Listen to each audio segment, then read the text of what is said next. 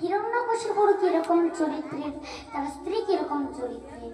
হিরণ্যকশিপুর কৃষ্ণ বিদ্বেষী, আর মা কয়েদ হলো কৃষ্ণ নামের পাগল।